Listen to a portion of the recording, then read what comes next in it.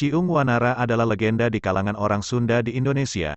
Cerita rakyat ini menceritakan legenda kerajaan Sunda Galuh, asal-muasal nama Sungai Pemali, serta menggambarkan hubungan budaya antara orang Sunda dan Jawa yang tinggal di bagian barat Provinsi Jawa Tengah. Cerita ini berasal dari tradisi cerita lisan Sunda yang disebut Pantun Sunda, yang kemudian dituliskan ke dalam buku yang ditulis oleh beberapa penulis Sunda, baik dalam bahasa Sunda dan bahasa Indonesia. Dahulu berdirilah sebuah kerajaan besar di Pulau Jawa yang disebut Kerajaan Galuh. Ibu kotanya terletak di Galuh dekat Ciamis sekarang. Dipercaya bahwa pada saat itu Kerajaan Galuh membentang dari Hujung Kulon, ujung barat Jawa, sampai ke Hujung Galuh atau Ujung Galuh, yang saat ini adalah muara dari Sungai Brantas di dekat Surabaya sekarang. Kerajaan ini diperintah oleh Raja Prabu Permana di Kusumah. Setelah memerintah dalam waktu yang lama, Raja memutuskan untuk menjadi seorang pertapa, dan karena itu ia memanggil Menteri Arya Kebonan ke istana. Selain itu, Arya Kebonan juga telah datang kepada Raja, untuk membawa laporan tentang kerajaan. Sementara ia menunggu di depan pendapa, ia melihat pelayan sibuk mondar-mandir, mengatur segalanya untuk Raja. Menteri itu berpikir betapa senangnya akan menjadi Raja, setiap perintah dipatuhi, setiap keinginan terpenuhi, karena itu ia pun ingin menjadi Raja. Saat ia sedang melamun di sana, Raja memanggilnya. Arya Kebonan, apakah benar bahwa engkau ingin menjadi Raja? Raja tahu itu karena ia diberkahi dengan kekuatan supranatural. Tidak yang mulia, aku tidak akan bisa. Jangan berbohong Arya Kebonan, aku tahu itu. Maaf yang mulia, saya baru saja memikirkannya. Ya, aku akan membuat engkau menjadi Raja selama aku pergi untuk bermeditasi. Engkau akan menjadi Raja dan memerintah dengan benar. Engkau tidak akan memperlakukan tidur dengan kedua istriku, Dewi Pangrenyep dan Dewi Naganingrum sebagai istrimu. Baiklah yang mulia. Aku akan mengubah penampilanmu menjadi seorang pria tampan. Nama Anda akan Prabu Barma Wijaya. Beritahulah pada orang-orang bahwa Raja telah menjadi muda, dan aku sendiri akan pergi ke suatu tempat rahasia. Dengan demikian engkau akan menjadi Raja. Pada saat penampilan Arya Kebonan menyerupai Prabu Permana di Kusuma itu, tetapi tampak 10 tahun lebih muda, orang percaya pengumuman bahwa ia adalah Raja Prabu Permana di Kusuma yang telah menjadi 10 tahun lebih muda dan mengubah namanya menjadi Prabu Barma Wijaya. Hanya satu orang tidak percaya ceritanya. Ia adalah Uwa Batara Lengser, yang mengetahui perjanjian antara Raja dan Menteri tersebut. Prabu Barma Wijaya menjadi bangga dan mempermalukan Uwa Batara Lengser, yang tidak dapat melakukan apa-apa. Dia juga memperlakukan kedua ratu dengan kasar. Keduanya menghindarinya, kecuali di depan umum ketika mereka berperilaku seolah-olah mereka istri Prabu Barma Wijaya. Suatu malam kedua ratu bermimpi bahwa bulan jatuh di atas mereka. Mereka melaporkan hal itu kepada Raja yang membuatnya ketakutan, karena mimpi tersebut biasanya peringatan bagi wanita yang akan hamil. Hal ini tidak mungkin, karena ia tidak bersalah memperlakukan kedua ratu sebagai istri-istrinya. Uwa Batara Lengser muncul dan mengusulkan untuk mengundang seorang pertapa baru, yang disebut Ajar Sukaresi, yang tidak lain adalah Raja Prabu Permana di Kusumah, untuk menjelaskan mimpi yang aneh tersebut. Prabu Barma Wijaya setuju, dan begitu pertapa tiba di istana, ia ditanya oleh Raja tentang arti mimpi itu. Kedua ratu mengharapkan seorang anak yang mulia. Meskipun terkejut dengan jawabannya, Prabu Barma Wijaya masih bisa mengendalikan diri. Ingin tahu seberapa jauh pertapa berani berbohong kepada dia. Dia mengajukan pertanyaan lain. Apakah mereka akan anak perempuan atau anak laki-laki? Keduanya anak laki-laki yang mulia. Pada hal ini, Raja tidak bisa lagi menahan diri. Mengambil kerisnya dan menusuk Ajar Sukaresi agar dia mati, namun dia gagal. Keris itu bengkok. Apakah Raja berkehendak aku mati? Bila begitu, saya akan mati. Kemudian pertapa itu jatuh. Raja menendang mayatnya begitu hebat sehingga terlempar ke dalam hutan di mana ia berubah menjadi seekor naga besar, yang disebut Naga Wiru. Di keraton, sesuatu yang aneh terjadi. Kedua ratu memang hamil. Setelah beberapa waktu Dewi Pangrenyep melahirkan seorang putra yang bernama Haryang Banga. Suatu hari ketika Prabu Barma Wijaya mengunjungi Dewi Naganingrum, secara ajaib janin dalam kandungan Naganingrum yang belum lahir tersebut berbicara, "Barma Wijaya, engkau telah melupakan banyak janjimu. Semakin banyak Anda melakukan hal-hal kejam, kekuasaan Anda akan semakin pendek." Peristiwa aneh janin yang dapat berbicara tersebut membuat raja sangat marah, dan takut terhadap ancaman janin tersebut. Dia ingin menyingkirkan janin itu dan segera menemukan cara untuk melakukannya. Dia meminta bantuan Dewi Pangrenyep, untuk dapat terlepas dari bayi Dewi Naganingrum, yang akan lahir sebagai bajingan menurut impiannya. Dia tidak akan cocok untuk menjadi penguasa negeri ini, bersama-sama dengan Haryang Banga, putra Dewi Pangrenyep. Ratu percaya hal tersebut dan setuju. Tetapi apa yang harus dilakukan? Kita akan menukar bayi tersebut dengan anjing dan melemparkannya ke Sungai Citandui. Sebelum melahirkan, Dewi Pangrenyep menghimbau Dewi Naganingrum untuk menutupi matanya dengan malam atau lilin, yang biasanya digunakan untuk membatik. Dia berpendapat bahwa perlakuan ini adalah untuk menghindarkan ibu yang sedang melahirkan, agar tidak melihat terlalu banyak darah yang mungkin dapat membuat dia pingsan. Naganingrum setuju, dan Pangrenyep pun menutup mata Dewi Naganingrum dengan lilin, berpura-pura membantu Ratu Malang tersebut. Naganingrum tidak menyadari apa yang terjadi. Bayi yang baru lahir itu dimasukkan ke dalam keranjang dan dilemparkan ke dalam Sungai Citandui, setelah ditukar dengan bayi anjing yang dibaringkan di pangkuan sang ibu yang tidak curiga akan perbuatan jahat tersebut. Ratu Naganingrum segera menyadari bahwa ia tengah menggendong seekor bayi anjing. Ia sangat terkejut dan jatuh sedih. Kedua pelaku kejahatan berusaha menyingkirkan Dewi Naganingrum dari istana dengan mengatakan kebohongan kepada rakyat, tetapi tidak ada yang percaya kepada mereka. Bahkan Uwa Batara Lengser tak dapat melakukan apa-apa karena Raja serta Ratu Dewi Pangrenyep sangat berkuasa. Barma Wijaya bahkan memerintahkan hukuman mati atas Dewi Naganingrum, karena dia telah melahirkan seekor anjing, yang dianggap sebagai kutukan dari para dewa dan aib bagi kerajaan. Uwa Batara Lengser mendapat perintah untuk melaksanakan eksekusi tersebut. Dia membawa Ratu yang malang ke hutan, namun dia tak sampai hati membunuhnya. Ia bahkan membangunkan sebuah gubuk yang baik untuknya. Untuk meyakinkan Raja dan Ratu Pangrenyep bahwa ia telah melakukan perintah mereka, ia menunjukkan kepada mereka pakaian Dewi Naganingrum yang berlumuran darah.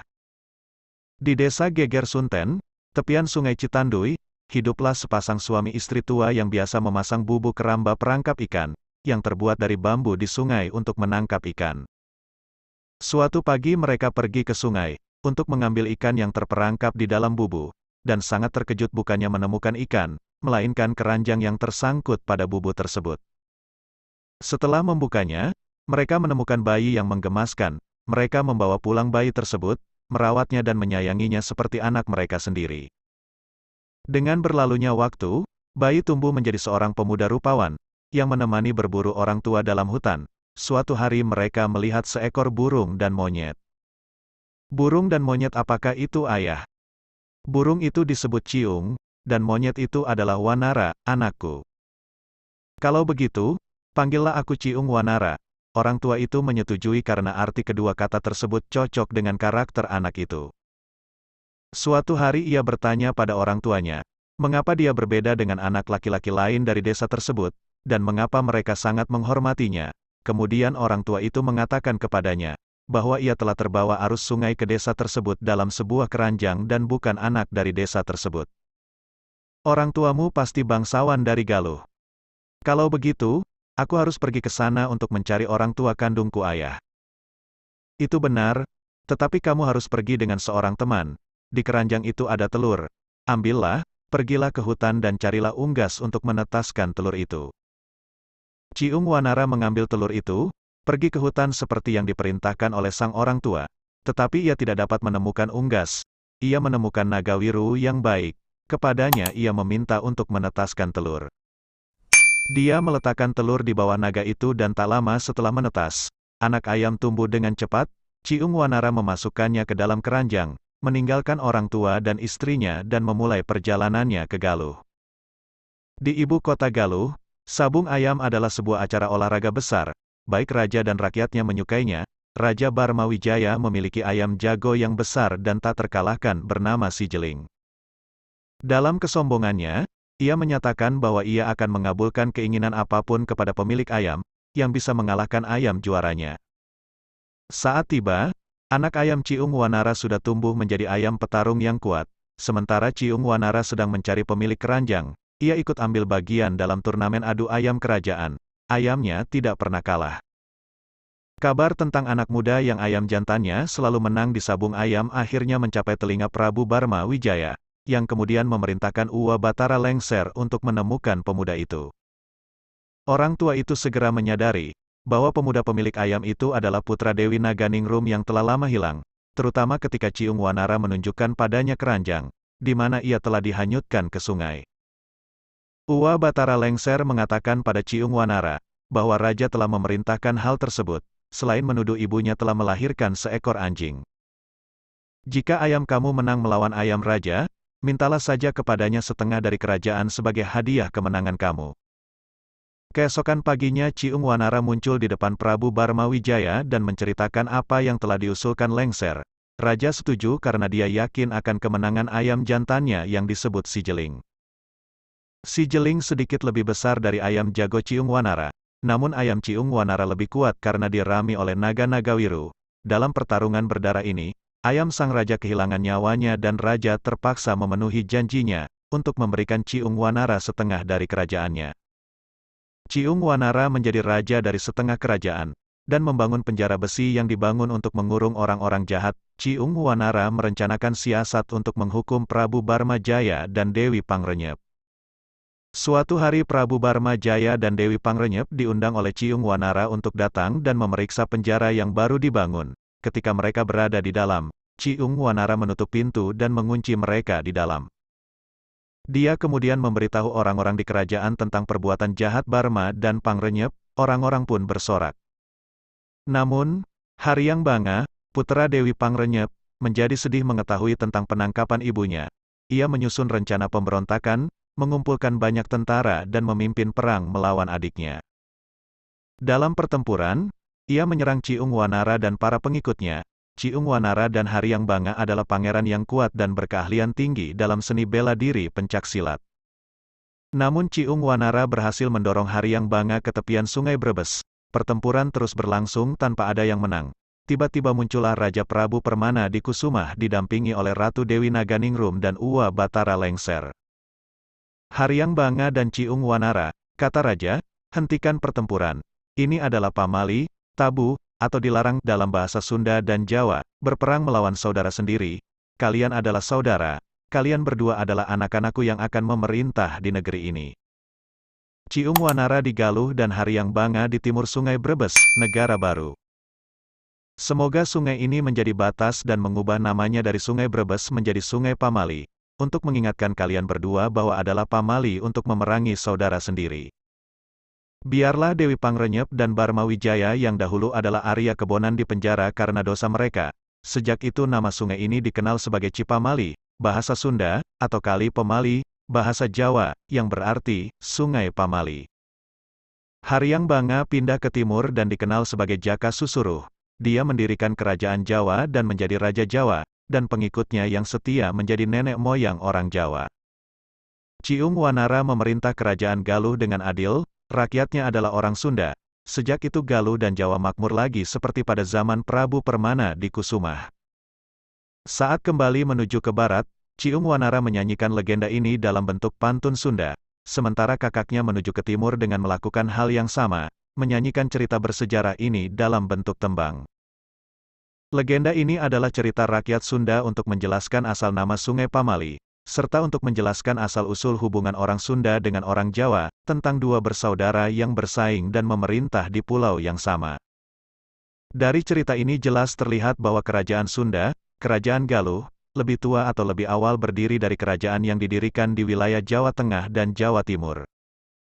Hal tersebut diperkuat dengan fakta sejarah bahwa kerajaan tertua di Jawa memang terletak di Tatar Sunda, yaitu Kerajaan Salakanagara. Namun jika menilik dari silsilah persaudaraan keduanya, Haryang Banga dengan Ciung Wanara, maka dapat disimpulkan bahwa orang Jawa, yang berasal dari Haryang Banga bersama pengikutnya, merupakan saudara yang lebih tua dari orang Sunda, yang berasal dari Ciung Wanara bersama pengikutnya, dan orang Sunda menerima hal tersebut. Pahlawan nasional Indonesia dari Bali, I Gusti Ngurah Rai membentuk pasukan kecil yang dinamainya pasukan Ciung Wanara, di mana pasukan ini bertujuan untuk menghalau pengaruh Belanda di Bali untuk membentuk negara Indonesia Timur. Setelah disetujuinya perjanjian Linggarjati dan mengembalikan Bali di bawah kendali pemerintahan Indonesia, Pasukan Ciung Wanara yang jumlahnya tidak lebih dari 100 personil ini, seluruhnya gugur dalam pertempuran Puputan Margarana melawan pasukan Nika Belanda, di Tabanan pada November tahun 1946.